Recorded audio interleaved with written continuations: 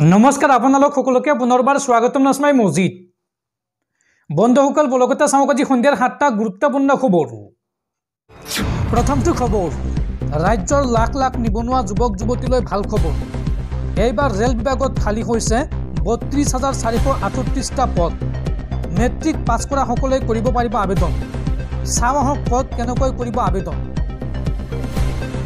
চাকৰি প্ৰত্যাশী যুৱক যুৱতীৰ বাবে ডাঙৰ খবৰ এইবাৰ ৰেলৱেত খালী হৈছে হাজাৰ হাজাৰ পদ ৩২,৪৩৮টা গ্ৰুপ ডিৰ পদ খালী হৈছে আৰআৰবি ৱেবছাইটত এই সন্দৰ্ভত মুকলি কৰা হৈছে বিজ্ঞাপন 23 জানুৱাৰী 2025 পৰা 22 ফেব্ৰুৱাৰীৰ ভিতৰত কৰিব পাৰিব আবেদন আৰু আবেদনকাৰী বয়স হ'ব লাগিব 18 পৰা 23 বছৰ বয়সৰ ভিতৰত দশম শ্ৰেণী উত্তীৰ্ণ কৰিব পাৰিব আবেদন অৰ্থাৎ মেট্ৰিক পাছ কৰা সকলেও কৰিব পাৰিব আবেদন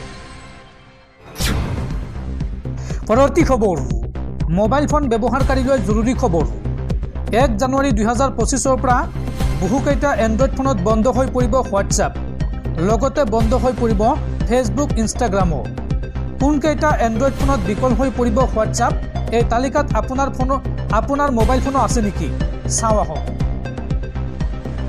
1 জানুৱাৰী 2025 পৰা বহুকেইটা এন্ড্ৰইড ফোনত বন্ধ হৈ পৰিব হোৱাটছআপ পুৰণি এন্ড্ৰইড ফোনত বিকল হৈ পৰিব হোৱাটছআপ এন্ড্ৰইড কিটকেট আৰু তাৰ পূৰ্বৰ অপাৰেটিং সিস্টেমত নচলিব মেটাৰ এপ হোৱাটছআপৰ লগতে ফেচবুক আৰু ইনষ্টাগ্ৰাম সেৱাও বন্ধ হোৱাৰ সম্ভাৱনা আছে 10 বছৰ বা ততোধিক পুৰণি ফোনত নচলে হোৱাটছআপ এনে স্মাৰ্টফোনসমূহ হৈছে Samsung Galaxy S3 Samsung Galaxy Note 2 Samsung Galaxy S4 mini Moto G First Generation Moto E 2014 লগতে HTC One X HTC One Plus আৰু HTC Desire 500 এইসমূহ মোবাইল ফোনত হোৱাটছআপ আৰু মেটাৰ এপসমূহ বন্ধ হৈ পৰিব অৰ্থাৎ 1 জানুৱাৰী 2025 পৰা এই মোবাইল ফোনত মেটাৰ এপসমূহ নচলে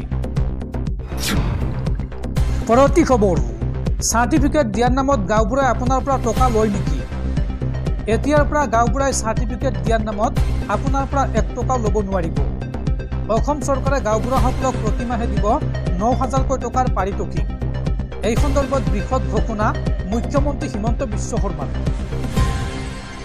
আপোনাৰ পৰা এতিয়াও গাঁওবুঢ়াই ধন লয় নেকি প্ৰমাণপত্ৰৰ নামত চাহ খৰচ বুলি কৈ লৈছে নেকি টকা চৰকাৰে গাঁওবুঢ়াসকলৰ বাবে প্ৰতিমাহে দিব 9,000 টকা ৰাজ্যৰ গাঁওবুঢ়াসকলে 1 জানুৱাৰীৰ পৰা পাব পাৰিতোষিক ৰাজগাঁও আৰু বনগাঁৱৰ গাঁওবুঢ়াই পাব সমপৰ্যায়ৰ ধন প্ৰমাণপত্ৰৰ নামত যাতে সাধাৰণ লোকৰ পৰা ধন নলয় তাৰ বাবে আহ্বান জনাইছে মুখ্যমন্ত্ৰীয়ে গাঁওবুঢ়াৰ পাৰিতোষিকৰ নামত প্ৰতিমাহে 15,58,00,000 টকা খৰচ কৰিব অসম চৰকাৰে বনগাঁৱৰ 278 গৰাকী গাঁওবুঢ়াই পাব প্ৰতিমাহে পাৰিশ্ৰমিক আৰু ৰাজগাঁৱৰ 668 গৰাকী গাঁওবুঢ়াই পাব পাৰিশ্ৰমিক ইয়াৰ পিছতো প্ৰমাণপত্ৰৰ নামত ধন লোৱাটো যুক্তিসংগতনে এই মন্তব্য ৰাজ্যৰ মুখ্যমন্ত্ৰী হিমন্ত বিশ্ব শৰ্মা দৰ্শকসকল আৰু বহুতো গুৰুত্বপূৰ্ণ খবৰ আছে তাৰ আগতে আপোনাক জনাও যে যদি আপুনি এতিয়ালৈকে এইটো ভিডিঅ'ত লাইক কৰা নাই তেন্তে এতিয়াই ভিডিঅ'টোত লাইক কৰি দিয়ক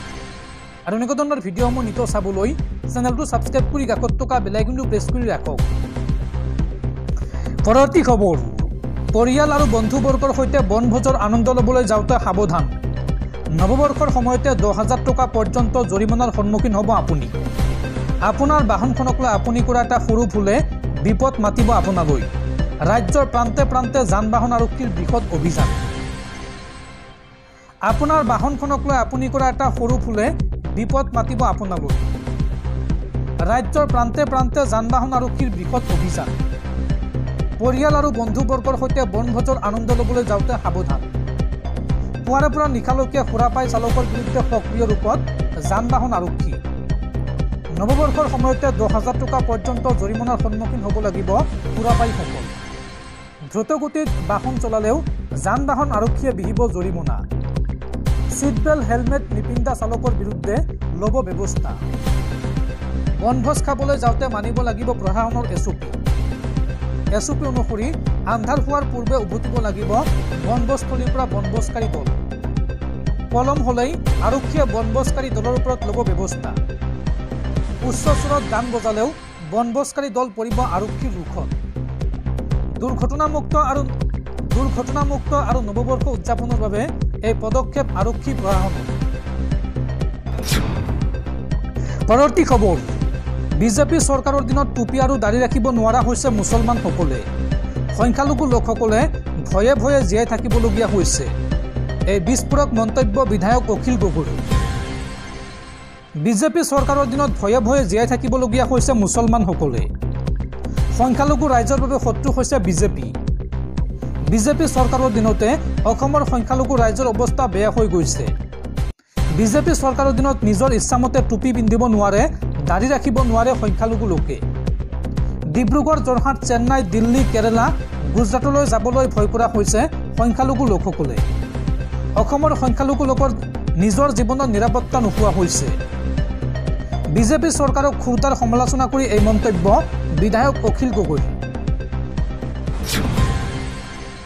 পৰৱৰ্তী খবৰ, শীঘ্ৰেই বাংলাদেশলৈ উভতি যাব লাগিব বাংলাদেশৰ প্ৰাক্তন প্ৰধানমন্ত্ৰী শ্বেখ হাছিনা। শ্বেখ হাছিনাক উভতাই বিচাৰি বাংলাদেশৰ ইউনুছ চৰকাৰে ভাৰতলৈ প্ৰেৰণ কৰিছে পত্ৰ। শীঘ্ৰেই বাংলাদেশলৈ উভতি যাব লাগিব বাংলাদেশৰ প্ৰাক্তন প্ৰধানমন্ত্ৰী শ্বেখ হাছিনা। শ্বেখ হাছিনাক উভতাই বিচাৰি ইউনুছ চৰকাৰে ভাৰত চৰকাৰলৈ প্ৰেৰণ কৰিছে পত্ৰ। ভাৰত চৰকাৰলৈ বাংলাদেশৰ বৈদেশিক মন্ত্ৰালয়ে প্ৰেৰণ কৰিছে এই পত্ৰ। আৰু এতিয়া প্ৰশ্ন হৈছে, শীঘ্ৰেই বন্দী কৰা হ'ব নেকি শ্বেখ হাছিনাক? শ্বেখ হাছিনাৰ বিৰুদ্ধে আন্তঃৰাষ্ট্ৰীয় অপৰাধ ন্যায়াধিকৰণে জাৰি কৰিছে গ্ৰেপ্তাৰী পৰোৱানা। হাছিনা চৰকাৰৰ কেবিনেট মন্ত্ৰী, উপদেষ্টা আৰু সামৰিক সেৱাৰ বিষয়াৰ বিৰুদ্ধেও জাৰি কৰা হৈছে গ্ৰেপ্তাৰী পৰোৱানা। ঢাকাৰ আন্তঃৰাষ্ট্ৰীয় অপৰাধ ন্যায়াধিকৰণে জাৰি কৰিছে এই নিৰ্দেশনা। পৰৱৰ্তী খবৰ, সমাগত ৰাজ্যৰ পঞ্চায়ত নিৰ্বাচন। আৰু এই মুহূৰ্তত পঞ্চায়ত নিৰ্বাচনক লৈ আহিছে 5টাকৈ ডাঙৰ খবৰ। জানুৱাৰীৰ প্ৰথম সপ্তাহতে ঘোষণা কৰা হ'ব পঞ্চায়ত নিৰ্বাচনৰ দিন। আৰু এইবাৰ নতুন নিয়মৰ মাজেৰে ফেব্ৰুৱাৰী মাহত অনুষ্ঠিত হ'ব পঞ্চায়ত নিৰ্বাচন। মুখ্যমন্ত্ৰী ডক্টৰ হিমন্ত বিশ্ব শৰ্মাৰ এই ডাঙৰ ঘোষণা। পঞ্চায়ত নিৰ্বাচনক লৈ 5টাকৈ ডাঙৰ খবৰ। সলনি নহয় পঞ্চায়ত নিৰ্বাচনৰ দিন। জানুৱাৰী মাহৰ প্ৰথম সপ্তাহতে ঘোষণা হ'ব নিৰ্বাচনৰ দিন। আৰু ফেব্ৰুৱাৰী মাহতে অনুষ্ঠিত হ'ব পঞ্চায়ত নিৰ্বাচন। হাইকোৰ্টৰ গোচৰ চলি থকা পঞ্চায়তত অনুষ্ঠিত নহয় নিৰ্বাচন। এইবাৰৰ পঞ্চায়ত নিৰ্বাচনত আছে কেইবাটাও নতুন নিয়ম। পঞ্চায়তৰ সদস্য আৰু সভাপতিৰ বাবে নাথাকিব কোনো দলীয় চিহ্ন। ৰাজনীতিৰ পৰা মুক্ত কৰিব বিচৰা হৈছে গাঁও পঞ্চায়ত নিৰ্বাচনক। আঞ্চলিক পঞ্চায়ত আৰু জিলা পৰিষদক লৈও বিশেষ নিয়ম অনা হৈছে। আঞ্চলিক পঞ্চায়ত আৰু জিলা পৰিষদত 70% দলীয় প্ৰতীকত নহয়, 30%হে দলৰ প্ৰতীকত নিৰ্বাচন অনুষ্ঠিত হ'ব। পঞ্চায়ত নিৰ্বাচনক লৈ মুখ্যমন্ত্ৰী ডক্টৰ হিমন্ত বিশ্ব শৰ্মাৰ এই ডাঙৰ ঘোষণা। পৰৱৰ্তী খবৰ, অৰুণোদয় আঁচনিক লৈ ডাঙৰ খবৰ। অৰুণোদয় আঁচনিৰ অযোগ্য হিতাধিকাৰীক বিচাৰি ৰাজ্যজুৰি অসম চৰকাৰৰ অভিযান। আৰু এই সন্দৰ্ভত চৰকাৰৰ হাতত আহি পৰিছে এক দীঘলীয়া তালিকা। ৰাজ্যৰ শ শ চৰকাৰী কৰ্মচাৰীয়ে অবৈধভাৱে লাভ কৰি আছে অৰুণোদয় আঁচনিৰ ধন। আৰু সেইসকল চৰকাৰী কৰ্মচাৰীয়ে জবাবদিহি হ'ব লাগিব ঊৰ্ধ্বতন কৰ্তৃপক্ষৰ ওচৰত। লগতে ঘূৰাই দিব লাগিব অৰুণোদয় আঁচনিৰ ধন। অতি শীঘ্ৰেই এনেকুৱা ধৰণৰ বা এই সন্দৰ্ভত 682গৰাকী কৰ্মচাৰীৰ নাম ৰাজহুৱা কৰিব চৰকাৰে। কেবিনেটৰ অন্তত এই ডাঙৰ ঘোষণা মুখ্যমন্ত্ৰী হিমন্ত বিশ্ব শৰ্মাৰ। অৰুণোদয় আঁচনিৰ ধন পোৱা চৰকাৰী কৰ্মচাৰীৰ বিপদ নিশ্চিত। চৰকাৰৰ হাতত আহি পৰিছে 682জন এনে চৰকাৰী কৰ্মচাৰীৰ তথ্য। দৰিদ্ৰ নোহোৱাৰ পিছতো বেআইনীভাৱে লৈ আছিল অৰুণোদয় আঁচনিৰ ধন। এইসকল কৰ্মচাৰীৰ তালিকা প্ৰস্তুত কৰিছে চৰকাৰে। এই কৰ্মচাৰীসকলক বিহা হ'ব শাস্তি। কৰ্মচাৰীসকললৈ প্ৰেৰণ কৰা হ'ব কাৰণ দৰ্শোৱাৰ জাননী। 682জন চৰকাৰী কৰ্মচাৰীয়ে উভতাই দিব লাগিব অৰুণোদয় আঁচনিৰ ধন। অৰুণোদয় লৈ থকা ধনী ব্যক্তিৰ ওপৰতো নজৰ আছে চৰকাৰৰ। এনে ব্যক্তিৰ নামক কৰ্তন হ'ব অৰুণোদয় 3.0ৰ পৰা। মুখ্যমন্ত্ৰী ডক্টৰ হিমন্ত বিশ্ব শৰ্মাৰ এই ডাঙৰ ঘোষণা।